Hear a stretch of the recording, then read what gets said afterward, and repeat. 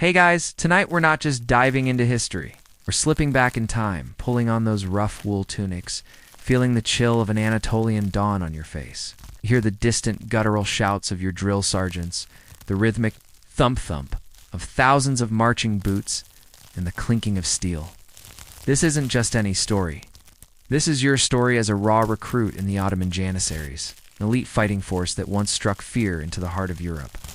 You're about to discover how this disciplined, formidable army secretly fell head over heels for something utterly revolutionary, something that, let's be honest, you probably can't imagine living without yourself. We're talking about coffee, and how its illicit, bitter aroma wove itself into the very fabric of their lives, long before it became the global phenomenon it is today. You'll witness the clandestine brewing, the hushed sharing, and the slow, irresistible creep of this dark liquid from a forbidden vice to an indispensable part of a warrior's day. Trust me, you probably won't survive this journey awake. But if you do, you'll see coffee in a whole new, surprisingly rebellious light. So before you get comfortable, take a moment to like the video and subscribe, but only if you genuinely enjoy what I do here. Let me know where you're tuning in from and what time it is for you right now in the comments. Now, dim the lights, maybe turn on a fan for that soft background hum, and let's ease into tonight's journey together. You blink slowly as the first sliver of light cuts through the narrow slit of your barracks window. It's still early, too early, but the clamor has already begun. You're a Janissary recruit, fresh-faced and probably more than a little terrified, standing on the cusp of a brutal, yet strangely revered, military life within the heart of the Ottoman Empire. Your body aches from yesterday's drills, endless hours of marching, weapon handling, and the relentless, monotonous chants that hammered discipline into your very bones. You probably miss your family, the familiar smells of your village, but that life is gone. Now, your life belongs to the Sultan, to the Ochak, the hearth of the Janissary corps. This morning, however, there's a different sort of buzz in the air, a faint, almost imperceptible whisper that isn't about weapons or formations. It's a new scent, an exotic aroma wafting through the barracks, mingling strangely with the usual sweat, leather, and wood smoke. It's bitter, yet strangely inviting. It's promising something unknown. You watch as older Janissaries, their faces hardened by years of campaigns and unyielding discipline, move with a peculiar stealth. They huddle in corners, their voices low, almost conspiratorial. One, a grizzled veteran named Omar, catches your eye. He's usually gruff, his face a perpetual thundercloud. But today there's a curious glint in his eye, a hint of something illicit, almost mischievous. He holds a small dark cup, steam curling lazily from its rim, and takes a slow sip. A sigh, almost imperceptible, escapes his lips. This isn't the watered-down tea you're used to, nor the bland gruel that makes up your typical morning fare. This is something else entirely. This, my sleepy friend, is your first indirect encounter with coffee. It's the mid-1500s, and this dark, mysterious brew is just beginning its clandestine journey into the heart of the Ottoman Empire. It arrived first in port cities like Mocha and Mecca, then slowly trickled into the bustling markets of Istanbul. But for the Janissaries, ensconced in their rigid military world, it was still a whispered secret, a contraband comfort. You see Omar offer a small, almost reverent nod to another Janissary, who in turn produces a small, crude pouch. The exchange is swift, hushed, beans roasted, perhaps ground, ready for a crude, hurried brew. The air itself feels thick with unspoken, understanding a shared secret among these hardened warriors. You're a product of the Devirm system, plucked from your Christian home as a young boy, converted to Islam, and trained to be an elite soldier. Your loyalty is absolute, forged through intense indoctrination and a lifetime of military service. But even in this world of iron discipline, human nature finds a way. This coffee, you're learning, is a small crack in that iron facade, a momentary indulgence that hints at a world beyond the barrack walls. Historians still argue whether the initial spread of coffee among the Janissaries was purely organic or if certain influential figures intentionally introduced it as a subtle morale booster, a small luxury to ease the harshness of their lives. Either way, it's here, and its presence is felt like a slow, warming tide. As you prepare for morning drills, pulling on your heavy boots, you catch another whiff of that alluring scent. It's a strange mix of earthiness and something almost sweet, a depth that promises focus, perhaps even a brief escape. You wonder what it tastes like, what effect it has. Does it make Omar, that gruff veteran, less gruff? Does it sharpen their senses, or simply offer a momentary, comforting warmth? The Janissary Corps, remember, was known for its fierce loyalty and unwavering discipline, and even within this strict hierarchy, small acts of rebellion, like enjoying a forbidden beverage, could take root. It's a bit like finding a secret stash of your favorite sugary cereal after your parents told you to eat oatmeal every morning. You know it's wrong, but oh, the deliciousness of defiance. You can feel the stirrings of curiosity, a small flicker. In your own disciplined mind, as the day truly begins, and the sun climbs higher over the barracks, casting long shadows that seem to hide secrets. The clang of steel on stone, the barked commands of the Korbach, your company commander, literally soup maker, rip you from your curious observations. Ow. There's no time for lingering smells or secret sips. You are a janissary, and discipline is the very air you breathe. Your days are a relentless cycle of physical training, religious instruction, and military drills. You learn to wield a scimitar with brutal efficiency, to fire an arquebus with surprising accuracy for the era, and to march for days on end with minimal rest. Every movement is precise, every command unquestioned. It's a machine, really. This, Janissary Corps, designed to be the most formidable fighting force of its time. You are a cog, a vital, perfectly machined part. You spend hours practicing formations. The sheer repetition designed to burn the movements into your muscle memory until they are as natural as breathing. You learn to act not as an individual, but as a seamless part of a larger unit. Personal desires, personal comforts, they are secondary if they exist at all. Your life is structured, austere. Meals are simple, often communal, and designed purely for sustenance. Entertainment is minimal, usually limited to stories told around the communal fire. Tales of past glories and heroic deeds that reinforce your identity as a warrior of the Sultan. Yet, even within this strict, unyielding framework, the human need for a small solace, a tiny rebellion persists. You notice the older janissaries, those who have seen countless battles and endured endless marches, finding these moments. They might share a joke, a quick, almost imperceptible wink, or that subtle, shared glance over a forbidden cup. You begin to understand that true discipline isn't about crushing all desire, but about managing it, about finding minute spaces where a personal indulgence can exist without undermining the larger order. It's like being on a strict diet, and then finding that one tiny piece of dark chocolate that your nutritionist, surprisingly, says is actually good for you in moderation. Except in this case, coffee isn't exactly nutritionist approved. The earliest instances of coffee consumption within the barracks were almost certainly illicit. The Acker of the Janissaries, the supreme commander, would have frowned upon anything that might disrupt discipline or distract his elite troops. Imagine, if you will, it's a sheer audacity of brewing a secret pot of coffee when you're supposed to be focused entirely on preparing for holy war or maintaining order in the Sultan's capital. Of your bunk after lights out to play video games when you have a 4 a.m. reveille, the stakes, of course, were considerably higher. These early sips were not the sophisticated, artisanal coffees of today. Forget your lattes and your pour-overs. This was likely a crude, dark decoction, perhaps made by simply boiling roasted ground beans in water, or even just steeping them. The taste would have been strong, bitter, almost medicinal, but also invigorating. It would have provided a much-needed jolt in the pre-dawn hours, a welcome warmth during long, cold watches, and a surprising clarity of mind amidst the exhaustion. Historians still argue whether the initial allure was purely its stimulating effect, or if it also held a deeper, almost spiritual appeal, given its origins in Sufi mystic traditions where it was used to aid in nocturnal prayers and meditations.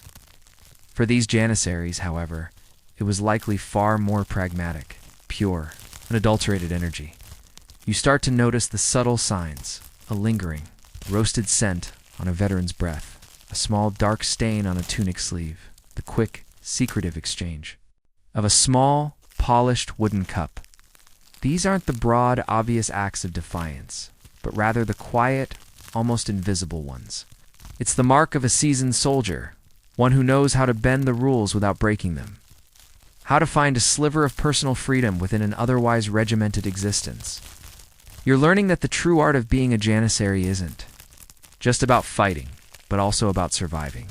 And sometimes, just sometimes, about finding a small, comforting moment in a harsh world. It's like learning to whistle a tune while marching without getting caught. Small personal victory. The aroma, once a faint whisper, now seems to cling to the very fabric of the barracks. You've heard the hushed conversations, seen the quick glances, but how exactly did this dark, potent liquid, this coffee, find its way so deeply into the Janissaries' lives? It certainly wasn't marching in through the main gates with a royal decree. No, its passage was far more subtle, a quiet infiltration, like a well-executed flanking maneuver. Think of it this way. The Ottoman Empire was a vast, sprawling entity, a nexus of trade routes stretching from the Far East to the edges of Europe. Goods, ideas, and people flowed constantly. Coffee, originating in the highlands of Ethiopia and cultivated extensively in Yemen, initially traveled along these established trade networks. Merchants, ever keen to introduce novelties that fetched a good price, brought dried coffee beans into the bustling markets of Istanbul. At first it was a curiosity, perhaps a medicinal draught, or a beverage for Sufi mystics seeking to stay awake during long nights of prayer. But its invigorating properties quickly became apparent, and its popularity began to spread. For the Janissaries, however, acquiring it wasn't as simple as strolling down to the local bazaar. Their lives were insulated, their movements controlled. Their world was the barracks, the training grounds, and the battlefield. So, how did the beans get in? Smuggling, my sleepy friend, pure and simple. Not the kind of dramatic cloak-hand-dagger smuggling you see in spy movies, but rather the quiet, persistent kind. Imagine supply wagons rumbling into the barracks, ostensibly carrying grain, weapons, or uniforms. Tucked away amongst the legitimate cargo, perhaps at the bottom of a sack of flour, or hidden beneath a pile of blankets, would be small pouches of roasted coffee beans. Perhaps it was the quartermaster, a man with a keen eye for a profit and a network of contacts outside the rigid military structure. Or maybe it was a returning veteran, discreetly bringing back a small stash from a campaign in a region where coffee was more commonplace. The Ottoman Empire's control, while extensive, wasn't absolute. There were always cracks, always ways for enterprising individuals to circumvent regulations for a bit of personal gain, or simply to provide a coveted comfort. This wasn't about undermining the Sultan, not directly. It was about a small personal transaction, a tiny economy of desire flourishing beneath the stern gaze of authority. The spread within the Janissary ranks would have been through word of mouth, kind of internal viral marketing before the internet was even a twinkle in anyone's eye. One Janissary tries it, feels the invigorating effect, and shares it with a trusted comrade. The comrade then seeks out the source, and so on. It's like discovering a secret snack vending machine in a school where only healthy food is allowed. Everyone wants in on the secret. Its organic diffusion from one soldier to another helps cement coffee's place not just as a drink, but as a shared secret, a bond among comrades. Historians still argue whether the initial clandestine trade was driven more by external merchants seeking to profit or by Janissaries themselves, leveraging their limited freedoms and connections to acquire this novel stimulant. You, as a new recruit, are observing this quiet revolution from the sidelines. You see the subtle nods, the rapid hand gestures, the shared understanding. You might even be sent on a seemingly innocuous errand that, unbeknownst to you, involves picking up a carefully wrapped package that contains these precious beans. It's a testament to human ingenuity, isn't it? Even in the most disciplined environments, people will find a way to indulge their small pleasures. The Janissaries were no exception. They were warriors, yes, but they were also human, susceptible to the allure of something new, something that promised a little extra energy, a little comfort in their harsh, demanding lives. The beans, once secretly acquired, were only the beginning of this illicit love affair. You've seen them, small, dark, almost insignificant in their raw state. But transforming them into that invigorating liquid required its own set of clandestine rituals and ingenious improvisations within the barracks. Forget the fancy grinders and gleaming espresso machines of your modern world. This was the dawn of coffee culture, a gritty, resourceful beginning. Imagine the Janissary barracks rough. Stone walls, wooden bunks, the lingering smell of unwashed wool and damp earth. Open flames for cooking were common, but large, noticeable brewing equipment would have drawn unwanted attention. So the first step was often roasting. You'd probably see a small, flat metal pan, perhaps one ordinarily used for cooking flatbreads, placed over a low, smoldering charcoal brazier. A janissary, perhaps the one known for his steady hand and keen nose, would carefully turn the green beans, listening for the subtle pops and cracks as they swelled and darkened. The aroma would gradually shift from a grassy, almost hay-like, scent to something richer, nuttier, then finally, that unmistakable deep roasted coffee smell that would be a dead giveaway if not for the general chaos and smells of barrack life. This roasting was a delicate art performed in hushed tones, often under the cover of darkness or during noisy drills when the chance of being overheard was minimized. Too little heat and the beans would be bland. Too much and they would burn, rendering them useless and attracting unwanted attention with acrid smoke. It's a bit like trying to make popcorn in a silent movie theater. Every little pop sounds like a cannon going off. The goal was that perfect medium dark roast, a testament to the janissary's newfound domestic. Illicit, skilled. Once roasted, the beans needed to be ground. Again, no fancy machinery here. You'd see a small heavy mortar and pestle, probably pilfered from the kitchen or fashioned crudely from stone or hard wood. The janissary would carefully, rhythmically pound the dark, brittle beans into a coarse powder. The sound, a dull thudding, would blend into the background noise of the barracks, the shuffling of feet, the distant shouts, the creaking of timber. This wasn't about fine, even grounds. It was about breaking down the beans enough to extract their essence. Think of it as a warrior's approach to coffee prep. Brutal efficiency. Finally, the brewing, the simplest and likely the most common method, was boiling. A small metal pot, perhaps a repurposed mess tin, would be filled with water and placed over a small hidden flame. Once the water was hot, the ground coffee would be added. Then it would simmer, the dark liquid gradually deepening in color, the rich aroma filling the air. This method produced a strong, muddy brew, full of sediment, but packed with that much-desired caffeine punch. Sometimes a janissary might even use a small personal says, a long-handled copper pot specifically designed for coffee, smuggled in from outside, or perhaps even crafted by an ingenious metallsmith within the cores who was sympathetic to the cause. These were not just steps in making a drink. They were moments of quiet defiance, small acts of personal agency in a life largely devoid of individual choice.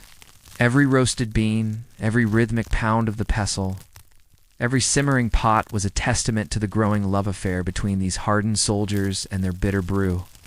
Historians still argue whether the janissaries developed these specific brewing techniques independently or learned them from contacts within civilian coffee houses that were just beginning to emerge in Istanbul.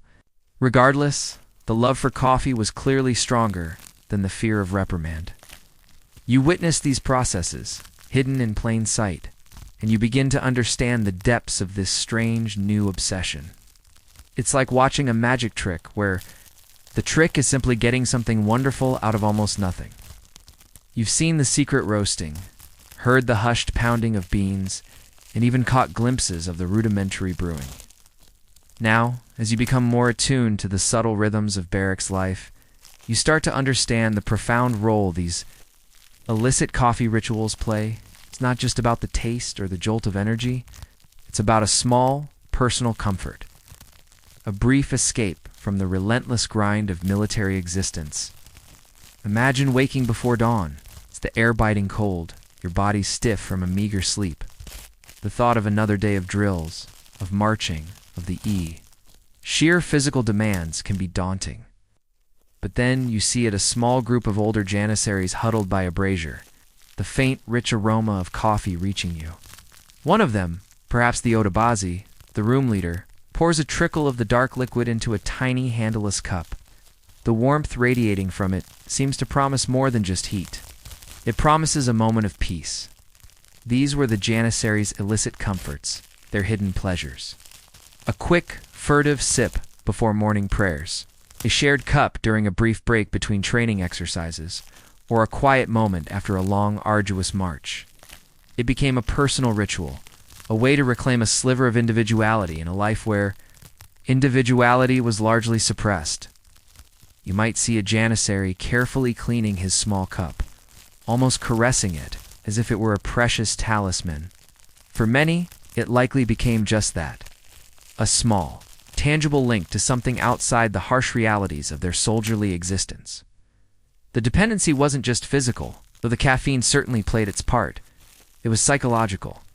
Coffee offered a brief respite, a moment of calm focus amidst the chaos. It allowed a janissary to mentally steel himself for the day ahead, to push through exhaustion, or simply to find a fleeting moment of warmth and camaraderie. Think of it as your morning coffee today, that indispensable kickstart to your brain before you even try to tackle your inbox. For them, it was that, but wrapped in secrecy and the thrilling tang of the forbidden. The sharing of coffee also fostered a unique bond among those in the know. It was a silent pact, a shared secret that transcended rank and unit. You were either in on the coffee secret or you weren't. This created a subtle subculture within the janissary corps, a network of comrades, who understood the quiet nods, the meaningful glances, and the art of discreet consumption. Historians still argue whether this shared illicit habit strengthened internal janissary bonds, potentially even contributing to their later collective power and occasional insubordination, or if it remained simply a private indulgence. You might observe a younger janissary, perhaps a bit bolder, approaching an older veteran, offering a small, freshly roasted batch of beans in exchange for a sip. It was a currency of comfort, a small trade in defiance. The veterans in turn might share their knowledge of the best places to hide a small brazier or the most effective way to muffle the sound of grinding beans. These were not lessons taught by drill sergeants, but rather by the shared human need for a little something extra. It's like teenagers sharing energy drinks during a late-night study session, only with significantly higher stakes and a much richer history. The sheer persistence of this habit, despite the potential consequences, highlights just how deeply coffee had begun to embed itself in the daily lives and routines of these formidable soldiers. The janissary's clandestine coffee habit, like a spreading ink stain on a fresh parchment, couldn't remain a complete secret forever. You've seen the whispers, the subtle exchanges, but the Ottoman authorities, particularly the sultans, inner circle, and the rigid religious scholars were not entirely oblivious. The watchful eye of the state, after all, was ever present, meticulously observing its most powerful and potentially volatile military corps. Initially, concern wasn't necessarily about the janissaries themselves, but about coffee's perceived moral and social implications across the broader empire. As coffee houses began to quietly spring up in Istanbul and other major cities, they became places of congregation, discussion, and sometimes dissent. People gathered, debated politics, shared news, and perhaps, just perhaps, formed opinions that weren't entirely sanctioned by the state. This made the authorities nervous, a population that was awake, alert, and chatting freely over a stimulating brew. That could be a recipe for trouble, or at least nuisance. For the janissaries, this meant their quiet indulgence became entwined with larger societal anxieties. The religious establishment, the ulama, viewed coffee with suspicion. Some scholars declared it haram, forbidden, citing its intoxicating effects. Even though it didn't cause the same kind of inebriation as alcohol, they argued it was a stimulant, disruptive to prayer and leading to idle chatter and vice.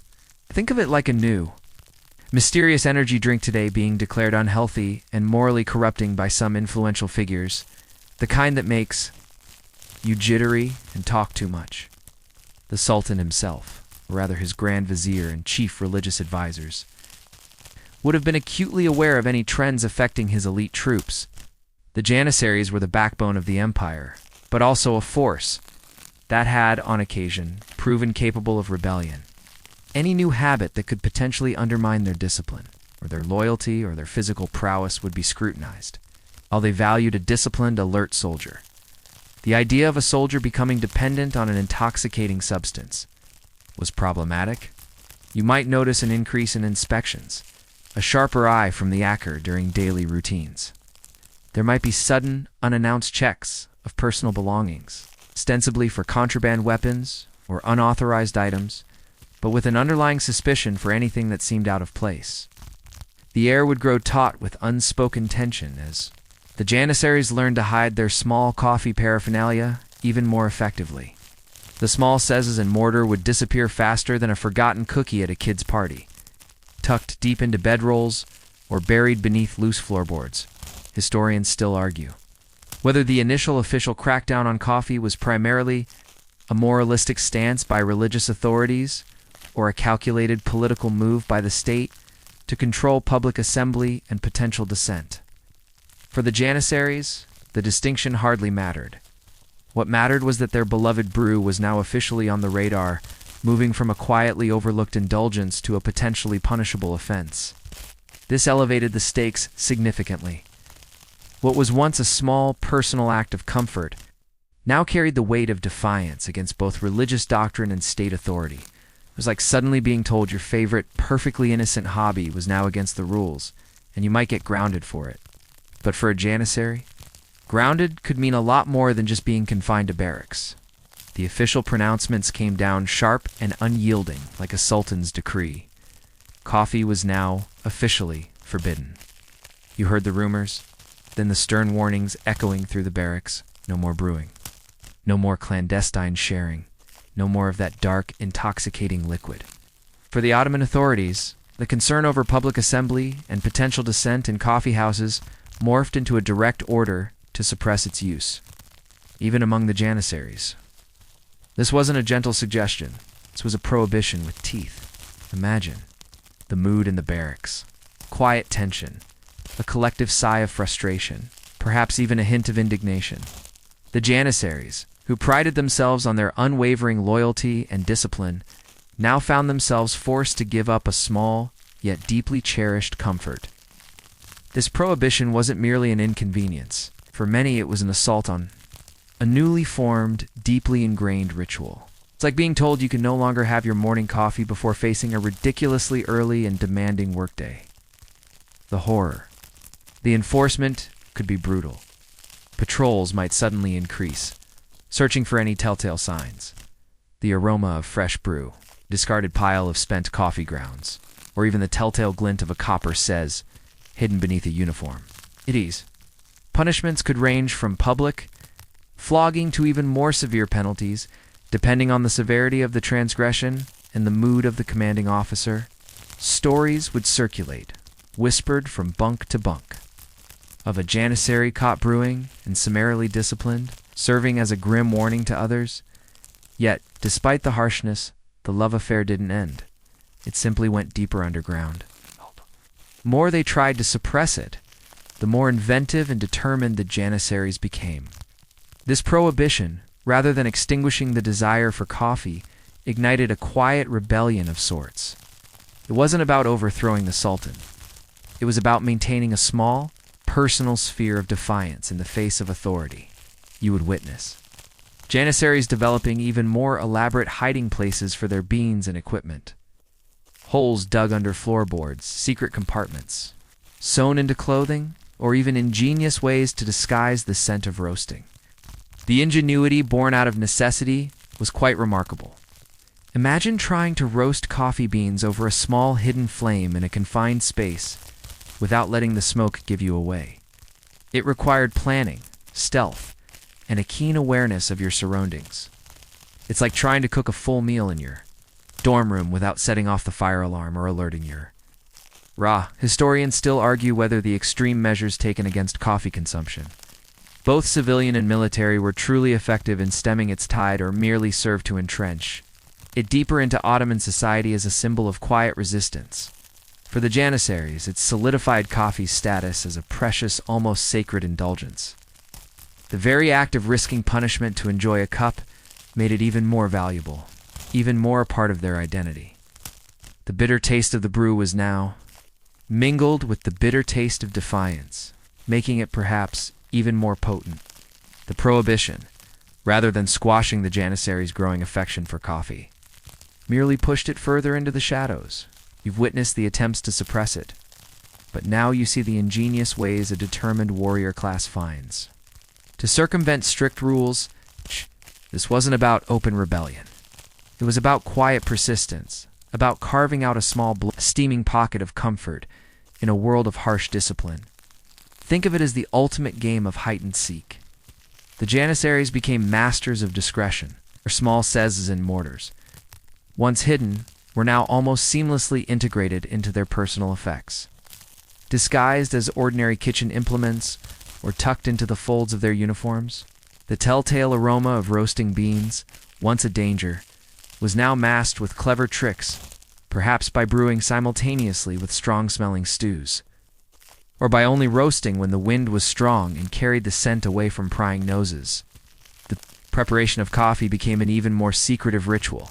Instead of group huddles, you'd see a single Janissary, perhaps deep in the night when most of the barracks slept, carefully preparing his brew by the faint glow of a dying ember.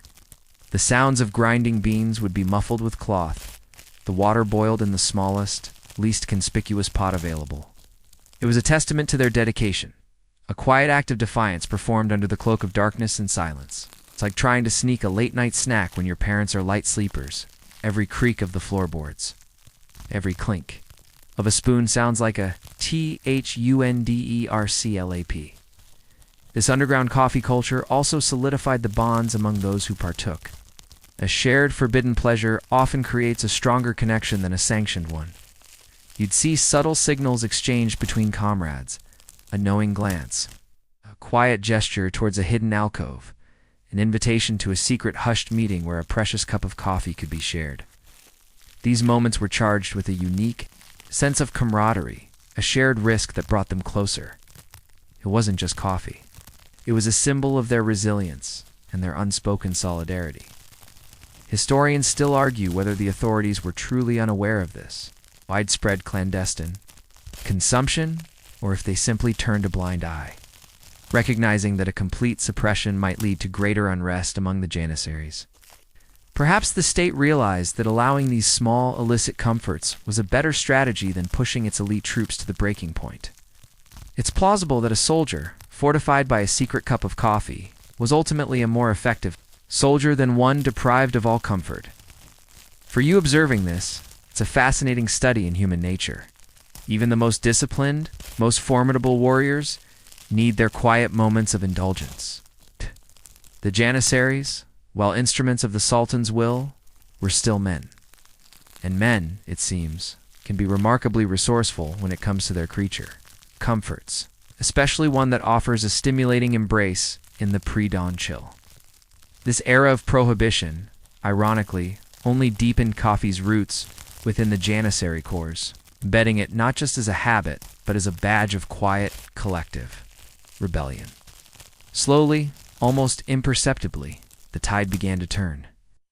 What was once a forbidden vice, something consumed in the shadows with furtive glances, started its slow ascent towards acceptance. The Ottoman state, ever pragmatic, began to realize that absolute prohibition was not only difficult to enforce, but also perhaps counterproductive. For the Janissaries, this meant their beloved coffee began to transition from a mark of illicit rebellion to something tolerated, perhaps even subtly encouraged, as a military virtue. Think about it. A Janissary's life was incredibly demanding. Long marches, grueling training, constant readiness for battle. Exhaustion was a persistent enemy. What if a small, bitter cup could sharpen their senses, improve their alertness on watch, or give them that extra push during a grueling campaign? The practical benefits of coffee's stimulating properties, despite the initial moral objections, became harder and harder to ignore. It's like a drill sergeant finally admitting that a slightly caffeinated recruit is a more useful recruit than one falling asleep on his feet. You would start to notice a subtle shift in the attitudes of lower-ranking officers. While still officially discouraged, the severity of punishments for coffee consumption might lessen. A janissary caught with a sesb might receive a stern warning rather than a flogging. Commanders might even strategically overlook certain discrete instances, understanding that a small indulgence could lead to a more effective fighting force. It wasn't an official endorsement, but a quiet, unspoken understanding. Moreover, as coffee became more widespread in the general population, its mystique as a dangerous, intoxicating substance began to fade. It transitioned from a fringe curiosity to a social staple, and it became increasingly difficult to justify its complete banishment from the lives of soldiers who were, after all, part of that society. Historians still argue whether this shift was primarily due to the undeniable practical benefits of coffee for soldiers, or if it was a reflection of the broader societal acceptance that made continued prohibition untenable for the janissaries. This slow acceptance was a quiet victory. Their persistence had paid off.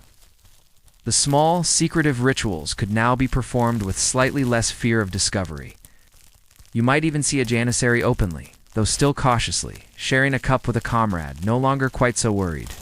About a sudden raid, the shared understanding deepened, evolving from a conspiracy of defiance to a camaraderie built around a common, semi-legitimized pleasure. This transition from vice to a quasi-military virtue wasn't immediate or declared with fanfare. It was a gradual, organic process, a testament to the power of human habit and the undeniable utility of a good stimulant. The janissaries' love affair with coffee, once shrouded in secrecy, was slowly, tentatively, stepping into the light, ready to become an undeniable part of their identity. With the softening of official attitudes, the coffee habit among the janissaries began to bloom more openly. Mirroring a larger phenomenon sweeping across the Ottoman Empire, the rise of the public coffee house. These establishments, once clandestine dens of alleged vice, were transforming into vibrant hubs of social interaction, and the janissaries, ever a part of the urban fabric, found their place within them. Imagine stepping out of the rigid, disciplined world of the barracks and into the warm, inviting atmosphere of a coffee house in Istanbul. The air, thick with the rich scent of roasting beans and simmering brew, is a welcome contrast to the austere military environment. Here, you see a kaleidoscope of Ottoman society, merchants haggling over prices, scholars debating philosophical texts, poets reciting verses, and travelers sharing tales from distant lands. It's a sensory feast, a symphony of hushed conversations, the clinking of cups, and the occasional strumming of essays for the janissaries. These coffee houses offered more than just a place to drink their beloved beverage. They provided a crucial space for leisure, a rare opportunity to shed the strictures of military life. If only for a few hours, you would see them, recognizable by their distinctive uniforms and bearing, sitting together, perhaps playing a quiet game of backgammon, or simply enjoying the company of their comrades outside the rigid hierarchy of the barracks. It was a chance to relax, to exchange gossip, to discuss news from the front, or simply to sit in contemplative silence. Watching the world go by, these coffee houses also served as informal communication networks. News, both official and unofficial, traveled quickly through these establishments. A janissary could learn about the latest court intrigues, troop movements, or even impending campaigns simply by listening to the conversations around him. In a world without mass media, these spaces were vital conduits of information, both for the common folk and for the soldiers. Historians still argue whether the authorities' eventual tolerance of coffee houses was a shrewd move to monitor public sentiment or simply an acknowledgement of an unstoppable social trend. The coffee house became an extension of janissary camaraderie, a more relaxed setting than the barracks for forging bonds. Here, a seasoned veteran might share a cup with a fresh recruit, imparting wisdom, or simply sharing a moment of quiet understanding.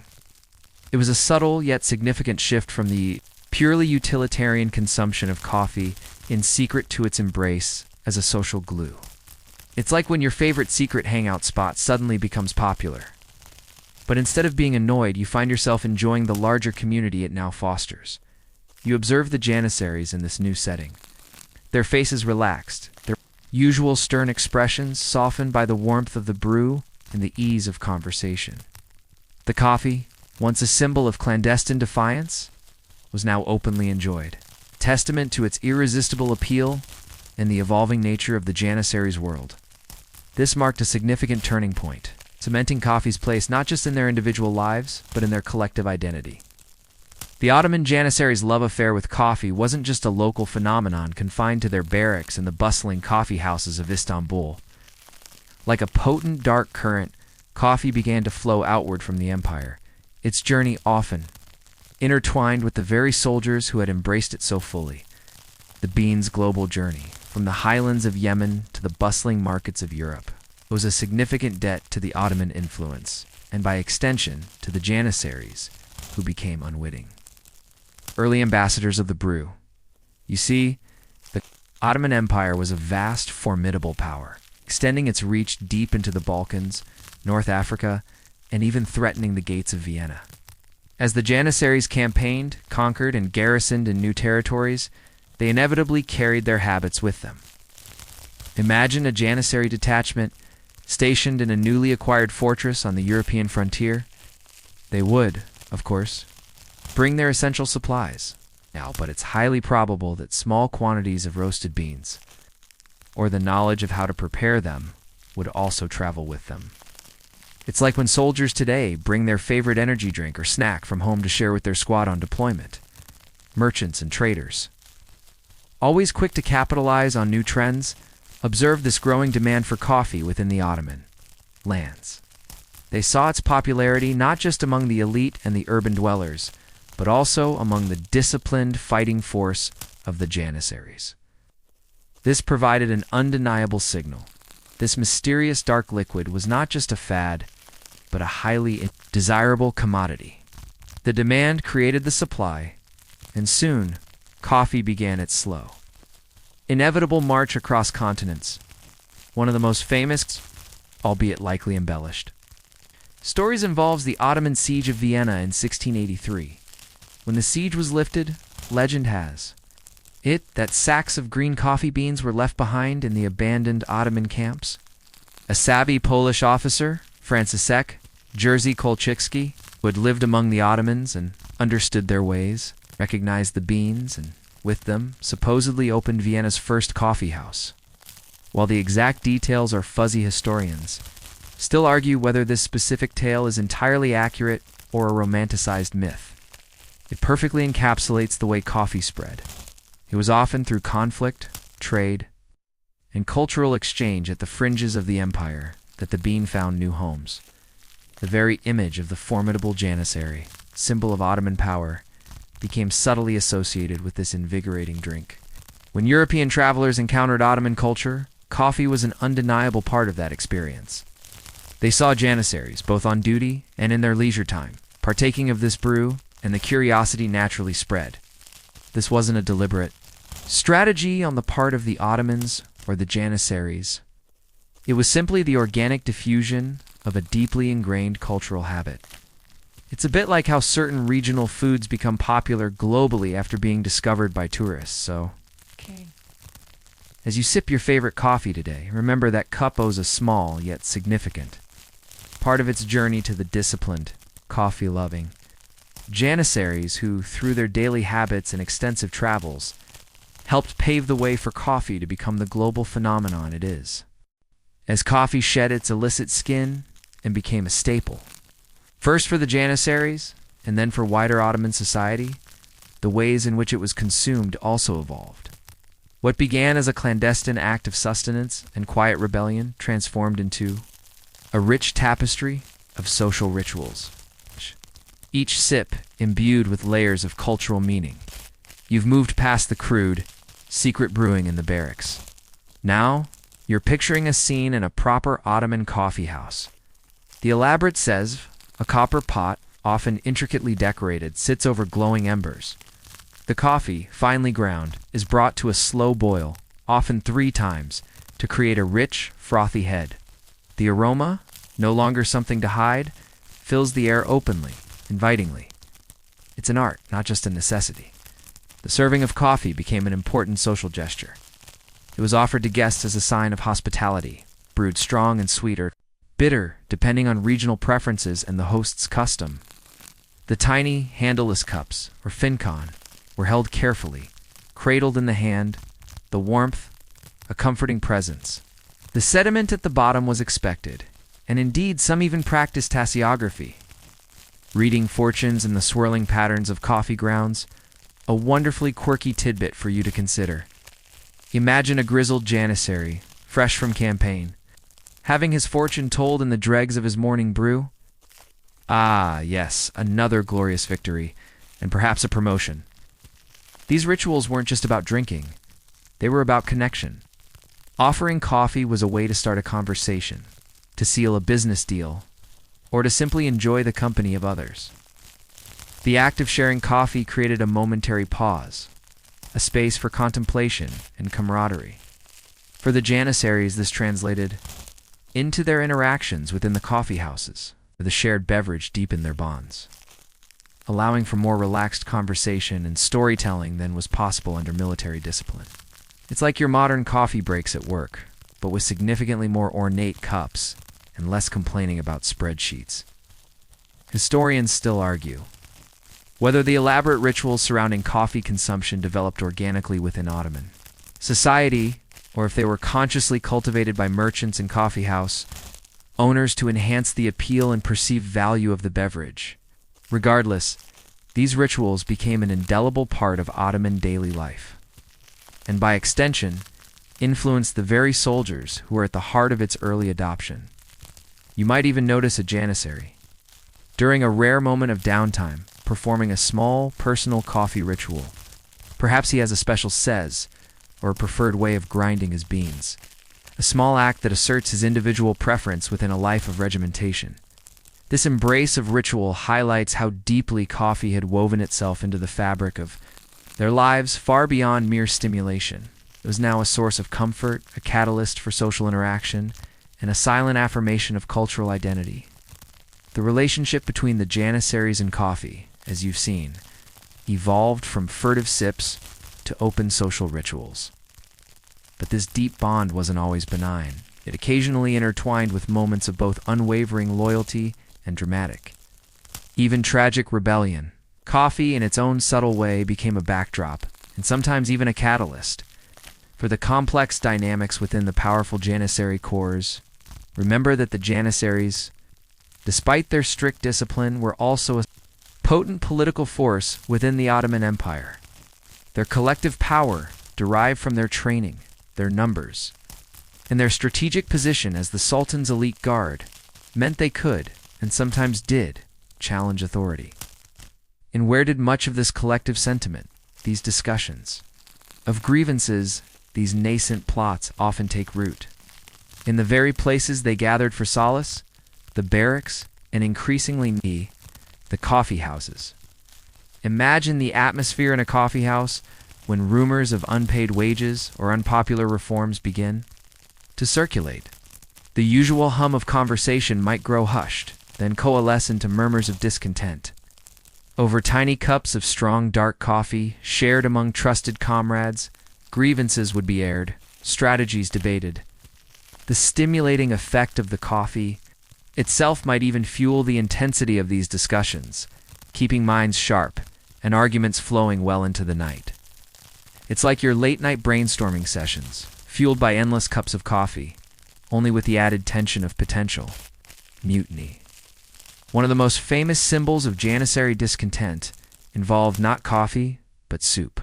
When the janissaries wished to signal their dissatisfaction or outright rebellion, they would symbolically overturn their cauldrons of soup in the barracks courtyard, refusing their meal. This was a clear, unmistakable sign of insubordination. However, historians still argue whether coffee, while not the symbol of rebellion itself, provided the very mental clarity and communal bonding that enabled these acts of defiance to be planned and executed.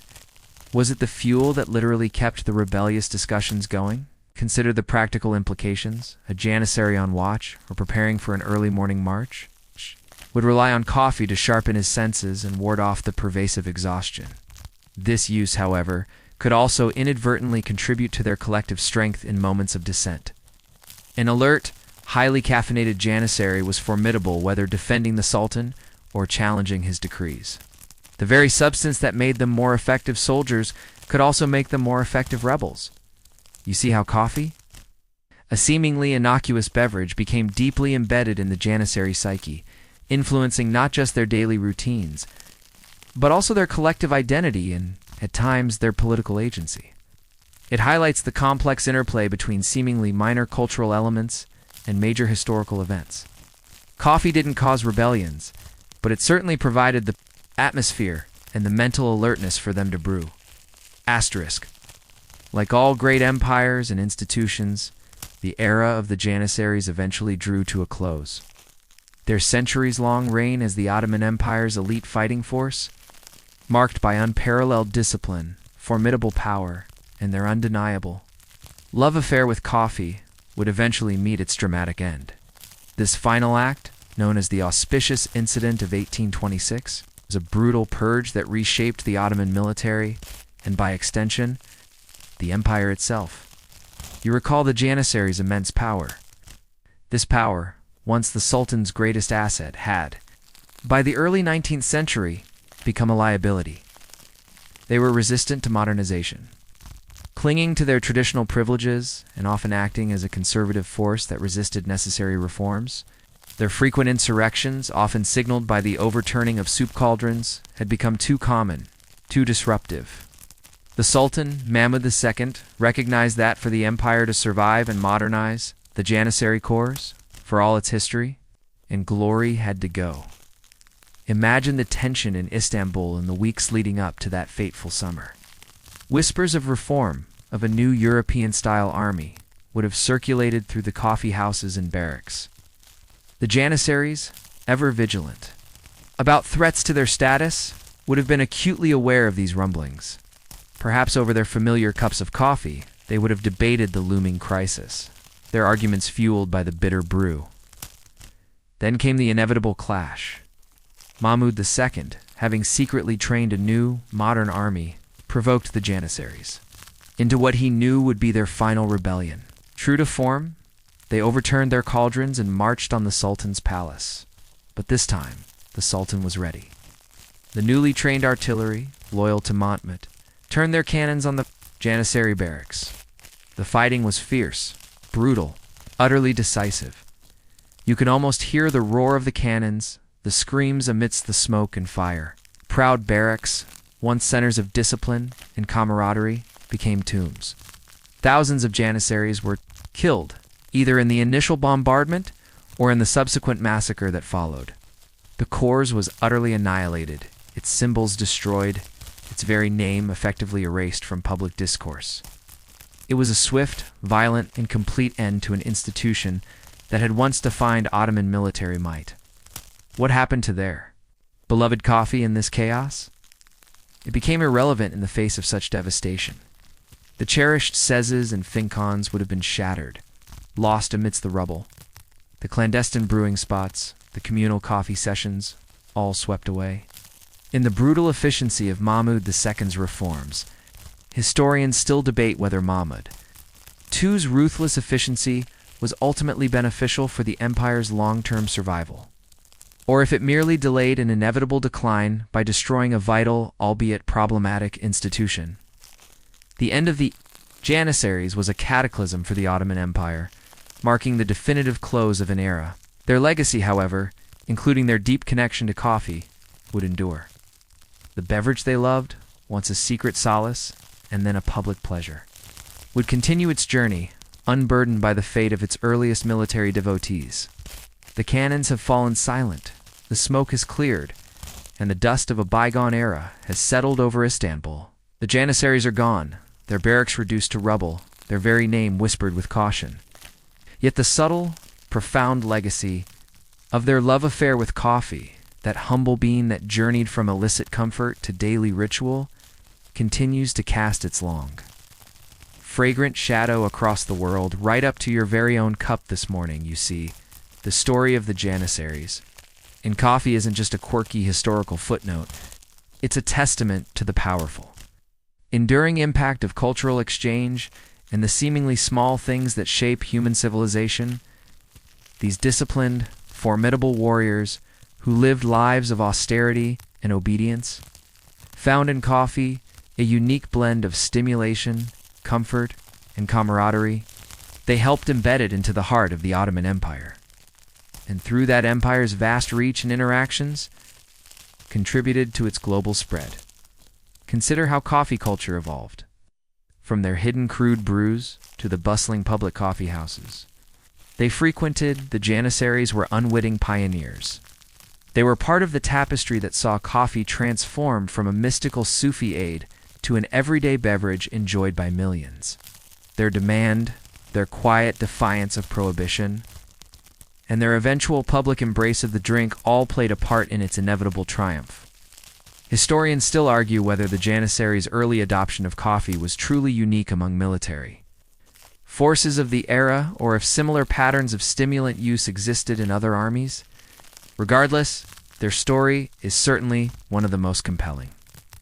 Today, as you brew your coffee, whether it's a quick espresso or a slow drip, you are part of a continuous narrative that stretches back centuries. You participate in a ritual that owes a quiet nod to those disciplined soldiers. That morning jolt, that moment of calm focus, shared cup with a friend. These are echoes of the Janissaries' own experiences. The world over, coffee continues to fuel conversations, power late-night work sessions, and simply offer a moment of quiet solace. The legacy isn't about grand battles or sweeping political changes, but about the intimate human connection to a simple plant. It's about how something as seemingly minor as a beverage can become deeply intertwined with identity, rebellion, and even the fate of empires. The Janissaries, for all their fearsome reputation, were ultimately human, susceptible to the allure of a stimulating brew that offered warmth, clarity, and a brief respite from the harsh realities of their lives. No. And in that shared human experience, their story and coffee's story continue to blend, rich and deep, just like your perfect cup. Now, as the day winds down and the last embers of our historical journey begin to fade, allow yourself to drift. The clanging of Janissary steel, the murmur of the coffee houses, the very scent of roasted beans olive, it softens, becoming a distant hum. Your own breath grows slow, deep, as the sounds of the world outside your window gently recede. You've walked through centuries tonight, tasted the forbidden and the familiar, and found a quiet corner in a long-forgotten world. The stories, like gentle waves, lap at the edges of your awareness, growing softer with each passing moment. Let them carry you now, effortlessly, into the quiet depths of sleep. Ow. Knowing that even in the most boring corners of history, there's always a fascinating tale, a subtle connection to our own lives, waiting to be discovered. Sweet dreams.